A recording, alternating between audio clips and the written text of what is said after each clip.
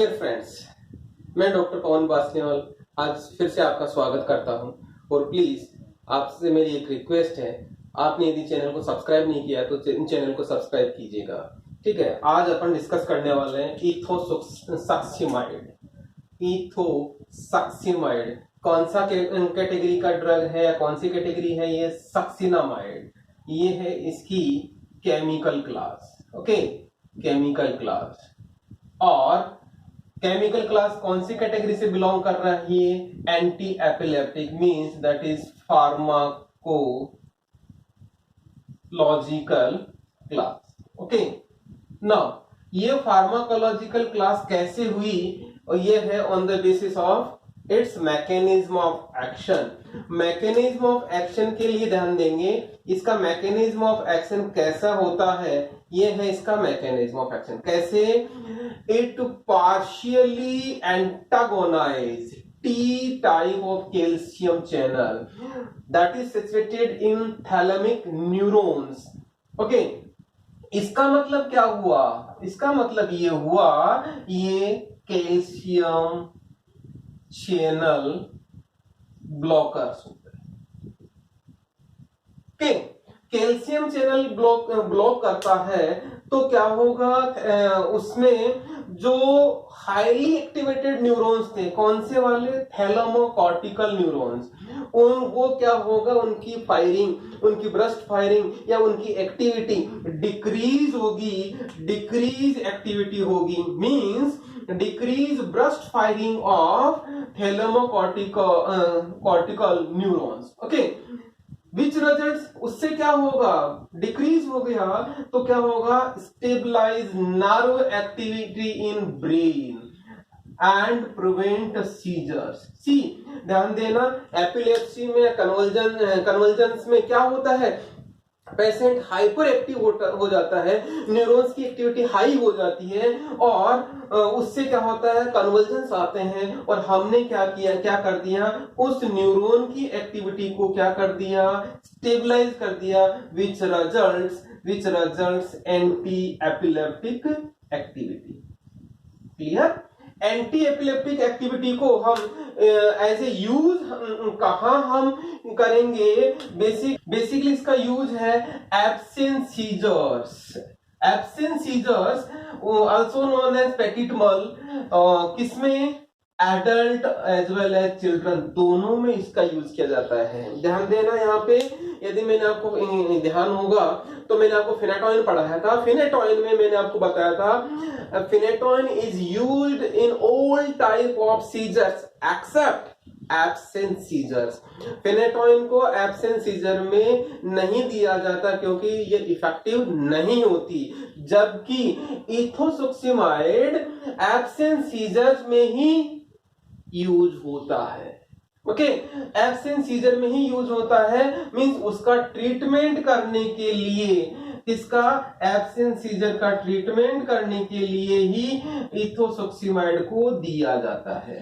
Okay, तो इस तरह से ये तो हो गया इसका यूजेज, और ये वाला इसका पार्ट हो गया इसका mechanism of action. See, anti epileptic activity देता है, इसीलिए ये कौन सी कैटेगरी में? जैसा मैंने शुरुआत में बोला था, फार्माकोलॉजिकल क्लास में है और इसकी स्ट्रक्चर सक्सिनामाइड से रिलेटेड है, इसलिए वो सक्सिनामाइड से बिलोंग करता है। Clear? Structure and IPC name of ethosuximide ध्यान देंगे। जनरली मेडिसिनल केमिस्ट्री में बच्चों को प्रॉब्लम होती है कि सर हम स्ट्रक्चर कैसे याद करेंगे। स्ट्रक्चर में याद करवाता हूं आपको, देखना कैसे। सबसे पहले है ये सक्सिनामाइड कैटेगरी का क्यों है, देखना आप, बहुत सिंपल है, समझना। यदि मैं आपको एक स्ट्रक्चर लिखता हूं, कैसे देखना, यदि HCOOH, इसको आप क्या बोलेंगे? इसको आप बोलेंगे formic acid, formic acid. Okay, यदि मैं इस एक H की जगह दूसरा COOH ग्रुप लगा देते हैं तो इसका आप क्या नाम लिखेंगे? इसको बोलेंगे आप ऑक्जेलिक एसिड। ओके, यदि मैं इन दोनों के बीच में एक CH2 लगा देता हूं, COOH, COOH, तो आप इसको लिखेंगे मैलोनिक एसिड। ओके, और मैलोनिक एसिड में फिर एक CH2 लगा देंगे, CH2 CH2 COOH COOH, इसको हम बोलते हैं सक्सिनिक एसिड। ओके, ये बहुत सिंपल सा हो गया, क्लियर। सक्सिनिक एसिड को यदि मैं ध्यान देना क्या बोलूंगा, 4 कार्बन है, 1 2 3 4 कार्बन में टर्मिनल कार्बन कार्बोक्सिल ग्रुप है। टर्मिनल का मतलब दोनों तरफ के कार्बन कार्बोक्सिल ग्रुप में है, दोनों कार्बन कार्बोक्सिल ग्रुप में। ओके, यहीं पे एक चीज मैं और समझाता हूं, थोड़ा सा समझना।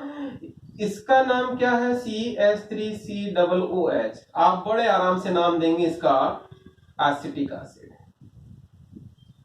ओके, इस एसिटिक एसिड से आपने बनाया CH3CONH2। इसका नाम बोल देंगे, इसका जैसा 12th क्लास में पढ़ा था, क्या नाम हो गया इसका, एसिटामाइड। ओके, सी आपने क्या किया, OH ग्रुप को हटाया और NH2 ग्रुप लगाया। बहुत सिंपल सा है, OH ग्रुप को आपने हटाया और NH2 ग्रुप लगाया। सिमिलरली यदि आप OH ग्रुप को हटाएं और वहां पे नाइट्रोजन लगा दें, तो ध्यान देना यहां पे क्या बनता है, यहां पे बनता है CH2CO CH2CO। यहां पे में ध्यान देना NH2 यहां है, तो यहां क्या लगेगा, NH, क्योंकि ये दो तरफ से जुड़ रहा है। इस स्ट्रक्चर को हम बोलते हैं सक्सिनिमाइड। ध्यान देने वाली बात है, यहां एमाइड है और यहां इमाइड है, दोनों में थोड़ा सा डिफरेंस है। एमाइड कब होता है, जब नाइट्रोजन एक ही तरफ से जुड़ा होता है। एमाइड कब होता है, जब नाइट्रोजन एक ही तरफ से जुड़ा हो, दैट इज NH2, क्लियर। और इमाइड कब होता है, जब नाइट्रोजन दोनों तरफ से जुड़ा होगा। तो यहां पे नाइट्रोजन दोनों तरफ से जुड़ा हुआ है, इसलिए हम इसको इमाइड बोलते हैं, इमाइड। ओके, और एक ही तरफ से एमाइड, क्लियर। तो ये हो गया सक्सिनामाइड। तो लगभग ऐसी स्ट्रक्चर है क्या हमारी ड्रग में, लगभग यही ड्रग में स्ट्रक्चर है क्या। मैं अब इसको मैं थोड़ा सा ओपन करके लिखता हूं, कैसे लिख रहा हूं, थोड़ा सा चेंज कर रहा हूं और इसको ओपन करके लिख रहा हूं, देखना।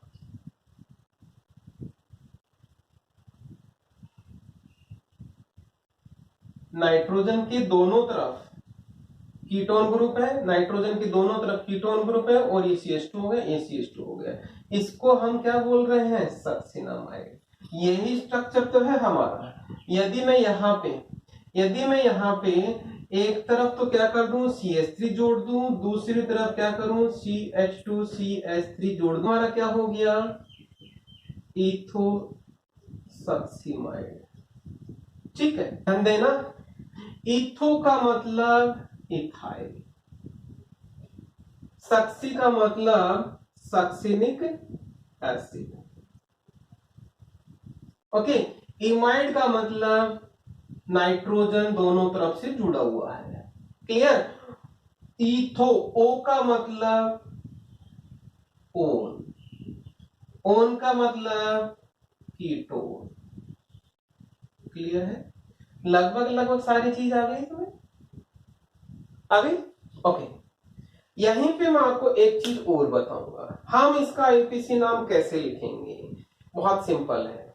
आईयूपीएसी नाम लिखने के लिए ध्यान देंगे, अपन क्या कर रहे हैं, थोड़ा सा फिर से डेरिवेटाइजेशन कर रहे हैं। ये हमारे पास एक रिंग सिस्टम है, हम बोलते हैं पाइरोल। पाइरोल क्या होता है, 5 membered ring containing 1 nitrogen having 2 double bond known as pyrrole। ये है पाइरोल। ओके, यदि मैं पाइरोल का एक डबल बॉन्ड सेचुरेट कर देता हूं, जैसा कि मैंने आपको फेनेटॉइन में समझाया था, तो ध्यान देना, इसका एक डबल बॉन्ड सेचुरेट कर दिया, तो इसका नंबरिंग हम कैसे करेंगे, 1 2 3 4 5। क्लियर? ये कब है नंबरिंग? ध्यान देना, मैंने क्या किया, 2 हाइड्रोजन यहां जोड़ दिए। कौन सी पोजीशन पे? सेकंड और थर्ड पोजीशन पे। सेकंड और थर्ड पोजीशन पे 2 हाइड्रोजन जोड़े, किसमें? पायरोल में। तो मैं क्या लिखूंगा, 2,3 डाई हाइड्रो पायरोल। ओके। ये दूसरा एक चीज और है, यदि मैं इसका दूसरा नाम लिखना चाहता हूं तो ध्यान देना, मैं उसकी नंबरिंग दूसरी होगी। कैसे? 1 2 3 4 और 5। इस ग्रीन वाली वर्ड अभी मैंने जो नंबरिंग किया है, यह नंबरिंग कब प्रीफर्ड की है? जब मैंने डबल बॉन्ड को प्रेफरेंस दिया है। कब किए हैं? जब मैंने डबल बॉन्ड को प्रीफरेंस दिया है। इसका मतलब क्या हुआ? इसका नाम हो गया 2 पायरोलीन, मीन्स 2 पायरोलीन। इसका मतलब ये हुआ कि हमने लीन लिया है। लीन लिया, इसका मतलब हमने सेकंड पोजीशन पे डबल बॉन्ड है, तो ये इसका दूसरा नाम हो गया। क्लियर? यहीं पे मैं आपको एक चीज और फिर आगे से डेरिवेटाइज करूंगा। ध्यान देना कैसे डेरिवेटाइज करना है। अब मैंने क्या किया, सारे के सारे हाइड्रोजन हटा दिए, तो इसका नाम लिखेंगे। अब मैं नंबरिंग किधर से भी कर सकता हूं, नंबरिंग किधर से भी करूंगा तो ध्यान देना कैसे। टेट्राहाइड्रोपाइरोल लिखूंगा। टेट्राहाइड्रोपाइरोल या तो मैं लिखूंगा टेट्राहाइड्रोपाइरोल। क्यों, कैसे लिखा? पाइरोल और इसकी स्ट्रक्चर में कंपैरिजन करता हूं तो क्या है, यहाँ पे 2 डबल बॉन्ड सेचुरेट किए, इसका मतलब 2 डबल बॉन्ड सेचुरेट किए तो टेट्राहाइड्रो हो गया, और पाइरोल तो लिखा ही था मैंने। ठीक है, इसी का दूसरा नाम है इसका पाइरोलिडीन।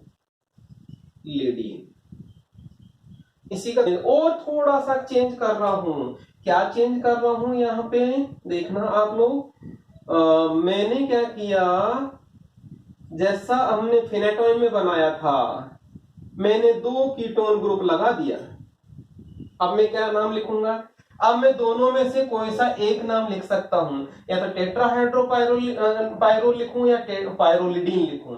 तो मैं अब चूज कर रहा हूं पाइरोलिडीन। ओके, क्योंकि छोटा है नाम इसलिए मुझे लिखने में आसानी होगी। तो ध्यान, नंबरिंग कर रहा हूं। नंबरिंग कैसे कर रहा हूं ध्यान देना, मैं किधर से भी कर सकता हूं, इधर से भी कर सकता हूं, इधर से भी कर सकता हूं, क्योंकि दोनों पोजीशन पे 2 और 5 पोजीशन पे आना है। तो मैं लिख रहा हूं 1 2 3 4 और 5।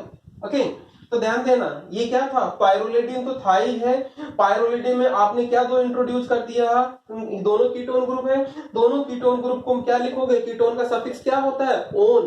कौन सी पोजीशन पे? 2 और 5। तो इसका नाम क्या हो गया? पाइरोलिडीन। पाइरोलिडीन में जब सफिक्स ओन लगाते हैं तो हम ई हटा देते हैं। 2 हो गया, 5 हो गया, डाइओन।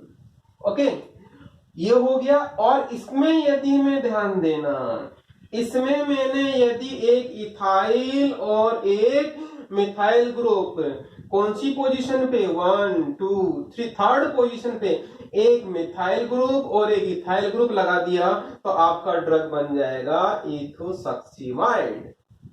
क्लियर? ये 4 हो गया, ये 5 हो गया। तो ध्यान देना, ये नाम तो हमने अभी लिखा है, कौन सा? पाइरोलिडीन 2 5 डाइओन। और थर्ड पोजीशन पे क्या बचा?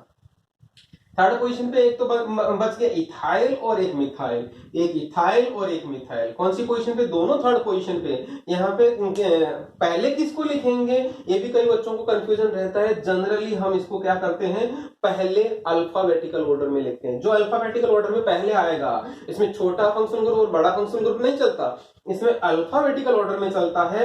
तो इथाइल में ई पहले आता है अल्फाबेटिकल ऑर्डर में, एम मिथाइल बाद में आता है, तो हम इसको बाद में लिखते हैं। तो इसका नाम क्या हो गया? 3 इथाइल 3 मिथाइल पाइरोलिडीन 2 5 डाइओन। ओके, तो इसमें इस तरह से इसका नाम हो गया, और इस तरह से हम इसको स्ट्रक्चर याद करेंगे। मैं रिवाइज कर रहा हूं दोबारा से, हम स्ट्रक्चर कैसे याद करेंगे। ध्यान देना, दोबारा से हम यदि दो चीज बताइए मैंने, एक तो सक्सिनामाइड डेरिवेटिव बताया है और इथोसोक्सिमाइड का स्ट्रक्चर कैसे याद करेंगे। सक्सिनामाइड से मैंने पहले formic acid, oxalic acid, malonic acid ion, finally मैंने सक्सिनिक एसिड बनाया। सक्सिनिक एसिड का स्ट्रक्चर क्या है, 4 कार्बन वाला जिसमें दोनों तरफ कार्बोक्सिलिक ग्रुप होगा। अब मैंने उसका सक्सिनामाइड बनाया, ये हमारा सक्सिनामाइड हो गया। सक्सिनामाइड बनाने के बाद में फिर मैंने क्या किया, उसको अरेंज करके मैंने इथाइल और मिथाइल लगा दिया और सक्सिना इसके नाम में मैंने आपको कैसे स्ट्रक्चर याद करना है वो भी बता दिया। ईथ से इथाइल, ओ से ओन, ओन का मतलब कीटोन, सक्सी से सक्सिनिक एसिड, इमाइड से इमाइड ग्रुप ये आ गया। ठीक है, इस तरह से इसका नाम हो गया सक्सिनामाइड से रिलेटेड। और यदि हम पायरोल से कोरिलेट करते हैं तो इसको पहले पायरोल बनाया, पायरोलिडीन बनाया, पायरोलिडीन बनाया, पायरोलिडीन से हमने डाइओन के फॉर्म में लेके आ गए, डाइओन फॉर्म से कन्वर्ट कर दिया हमने एक मिथाइल और एक इथाइल। इस तरह से हम इसका स्ट्रक्चर याद करेंगे क्योंकि सक्सिनामाइड का डेरिवेटिव है और आईपी से नाम लिखने में तुम्हें कोई प्रॉब्लम होना ही नहीं चाहिए। 3 ethyl, 3 methyl, pyrrolidine, 2, 5 dione. Okay, come to the synthesis में इसका इथोसोक्सिमाइड का हम इसका स्टार्टिंग मटेरियल 2 मटेरियल लेते हैं। क्या है, यदि हम इसका नाम लिखेंगे और इसको समझ के याद करना है तो देखना, थोड़ा सा समझने की कोशिश करना। यदि मैं यहाँ पे एसिटिक एसिड लिखता हूं तो ये है एसिटिक एसिड, इथॉक्सी ग्रुप जोड़ दे देता हूं तो ये क्या हो गया, ethyl acetate. Okay, ethyl acetate को यदि मैं एक हाइड्रोजन हटा के साइनो ग्रुप लगा देता हूं तो क्या नाम हो जाएगा, साइनो इथाइल एसीटेट। इसी को मैंने रीराइट किया है, इसी का नाम हो गया cyano ethyl acetate. Okay, come to the this, यदि हम ध्यान सिंपली नाम लिख सकते हो ethyl methyl ketone. Okay, now तो या दूसरा नाम कैसे लिख सकते हो, मैं इसको सिंपल तरीके से लिखता हूं, CH3C डबल बॉन्ड CH2CH3, ये हो गया। तो यहाँ पे 1 2 3 4 क्या नाम हो गया इसका, यही तो है ये वाला। तो 4 कार्बन को ब्यूट बोलते हैं, कौन सी पोजीशन पे, सेकंड पोजीशन पे। तो इसका दूसरा नाम 2 ब्यूटेनॉन, या दूसरा एक नाम और बताया था मैंने आपको, इथाइल मिथाइल कीटोन। ओके, ये दोनों में ध्यान देना, बहुत अच्छी रिएक्शन है, इसको बोलते हैं नोबल जेनेल कंडेंसेशन। क्या होता है, ये न्यूक्लियोफिलिक एडिशन टाइप का रिएक्शन होता है। न्यूक्लियोफिलिक एडिशन टाइप का रिएक्शन इनके बीच में होता है, ध्यान देंगे, एक तरफ इस CH2 के एक तरफ साइनो ग्रुप लगा हुआ है, एक तरफ एस्टर ग्रुप लगा हुआ है। साइनो ग्रुप का नेचर इलेक्ट्रोनेगेटिव होता है और एस्टर ग्रुप का नेचर इलेक्ट्रोनेगेटिव होता है। तो इन यहाँ पे जो CH2 है, ये दोनों CH2 को हम क्या बोलते हैं, इनको हम बोलते हैं एक्टिव हाइड्रोजन। ओके, कौन सी को, इनको। तो इन एक्टिव हाइड्रोजन का मतलब हम एज ए प्रोटॉन इनको हम बड़े आसानी से निकाल सकते हैं। क्लियर है। तो इन एक्टिव हाइड्रोजन का कार्बोनाइल कंपाउंड पे एडिशन को हम क्या बोलते हैं, नोबल जेनेल कंडेंसेशन बोलते हैं। ओके, तो क्या लिखा अपन ने, न्यूक्लियोफिलिक एडिशन रिएक्शन है, एक्टिव हाइड्रोजन और कार्बोनाइल कंपाउंड की रिएक्शन होता है। और जैसे ही एडिशन होता है उसके इमीडिएट बाद में वाटर का रिमूवल वाटर रिमूवल को हम क्या बोलते हैं, डिहाइड्रेशन बोलते हैं। ओके, तो ये है ये वाली रिएक्शन। तो ध्यान देंगे यहाँ पे ये CH2 और ये ऑक्सीजन, वाटर का रिमूवल हो गया और ये दोनों को दोनों डबल बॉन्ड के साथ इसके साथ अटैच हो गया। मैंने लिखा CH2H5 डबल OC, ये कार्बन लिखा, इस कार्बन से डबल बॉन्ड के साथ जुड़ गया ये वाला पार्ट और साइनो ग्रुप नीचे है। क्लियर है, ये हमारी पहली रिएक्शन हो। क्लियर, जैसे ही साइनो ग्रुप के साथ में अटैच होता है, हमें एक रिएक्शन और करवानी है यहाँ पे, क्या सिंपली यहाँ पे एक एडिशन रिएक्शन करानी है HCN की। HCN की एडिशन रिएक्शन करवाने के लिए हमें साथ में लेना पड़ता है अल्कोहल C2H5OH। ओके, तो क्या होगा, H इस पे चला जाएगा और साइनो ग्रुप इस पे चला जाएगा। क्लियर है? तो दो साइनो ग्रुप इंट्रोड्यूस हो गया, तो ये हमारी दूसरी रिएक्शन होगी, कौन सी? Addition reaction. ओके, जैसे दोनों साइनो ग्रुप इंट्रोड्यूस हुए, दोनों साइनो ग्रुप का इंट्रोडक्शन होने के बाद में हम इसका एसिडिक हाइड्रोलिसिस करेंगे। एसिडिक हाइड्रोलिसिस के लिए water and H plus ion, मतलब एसिडिक हाइड्रोलिसिस, एसिड की प्रेजेंस में हाइड्रोलिसिस हो रहा है। ध्यान देना, साइनाइड का हम एसिडिक हाइड्रोलिसिस करेंगे तो क्या बनता है? क्या बनता है? Carboxylic acid. ओके, तो ये हो गया आपका एसिडिक हाइड्रोलिसिस। एसिडिक हाइड्रोलिसिस, ध्यान देना, साइनाइड का कार्बोक्सिलिक एसिड, साइनाइड का कार्बोक्सिलिक एसिड। लेकिन एक चीज ध्यान देने वाली है, जैसा कि अभी हमने बताया था, ये वाला नहीं क्या है? एस्टर है, तो इस एस्टर का भी हाइड्रोलिसिस हो जाए और कार्बोक्सिलिक ग्रुप में कन्वर्ट हो जाएगा और हमें ट्राई कार्बोक्सिलिक डेरिवेटिव मिलेगा।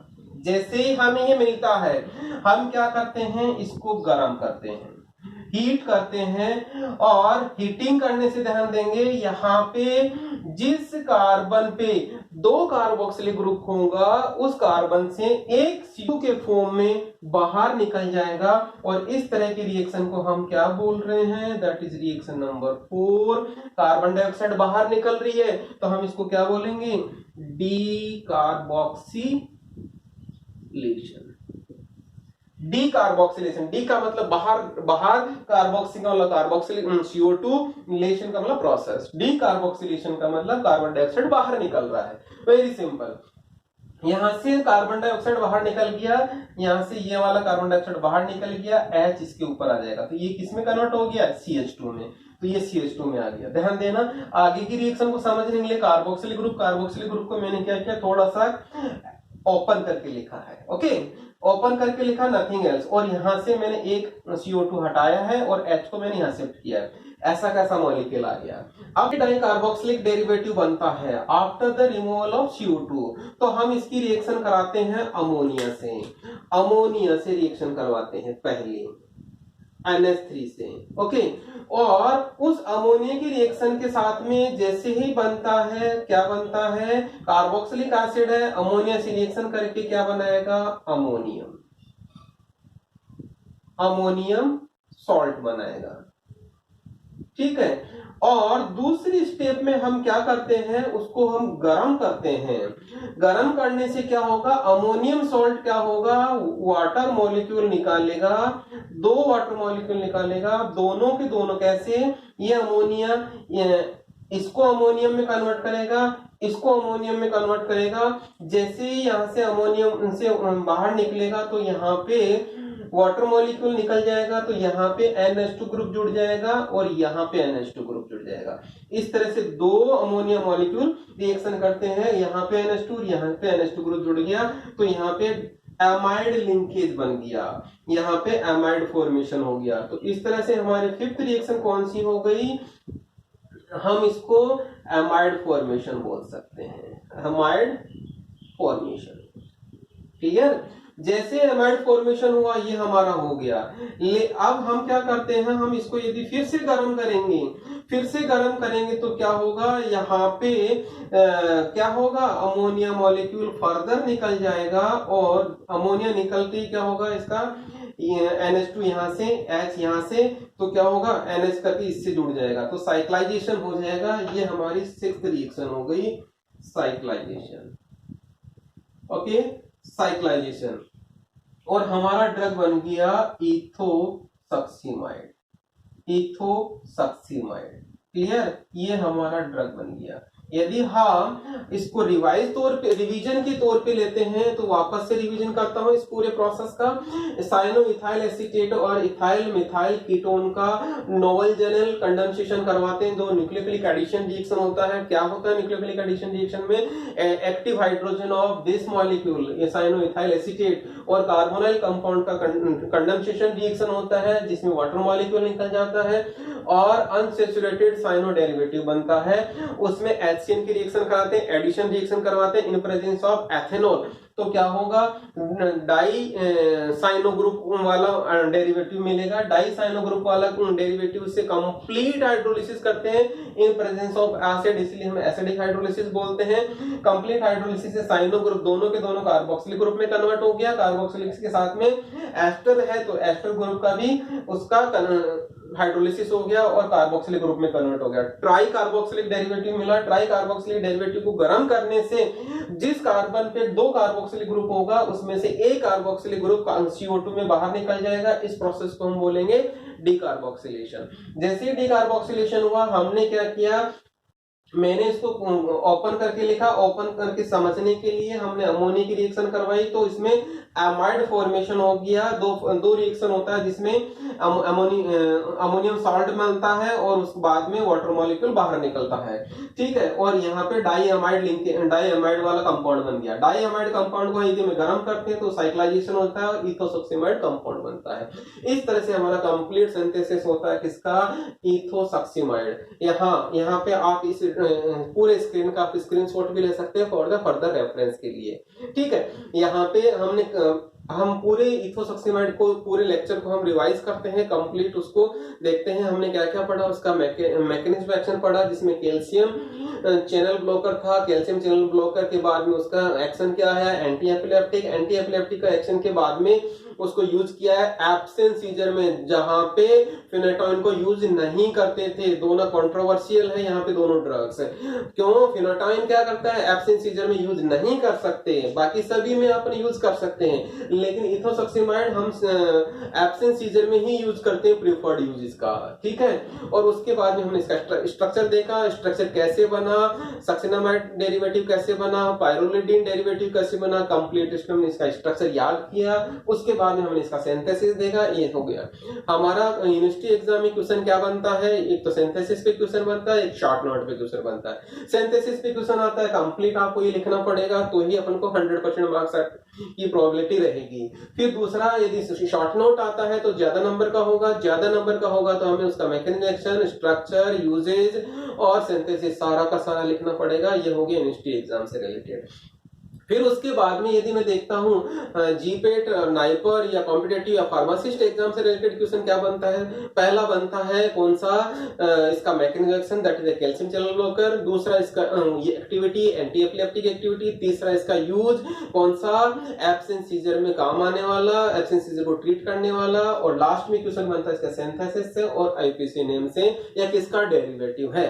इस यहीं पे मैं आपको एक रिक्वेस्ट फर्दर करना चाहूंगा कि आप यदि चैनल को सब्सक्राइब नहीं किया तो चैनल को सब्सक्राइब कीजिए, अपने दोस्तों को फॉरवर्ड कीजिए, शेयर कीजिए और बेल आइकन को इनेबल कीजिए। जब भी मैं कोई इस तरह का वीडियो डालूंगा तो आपको अलर्ट इमीडिएटली मिलेगा और आपके लिए वो अवेलेबल होगा, ताकि आपका अपग्रेडेशन चलता रहे, आपका इंप्रूवमेंट चलता रहे medicinal chemistry as well as pharmacology से रिलेशन में, ठीक है।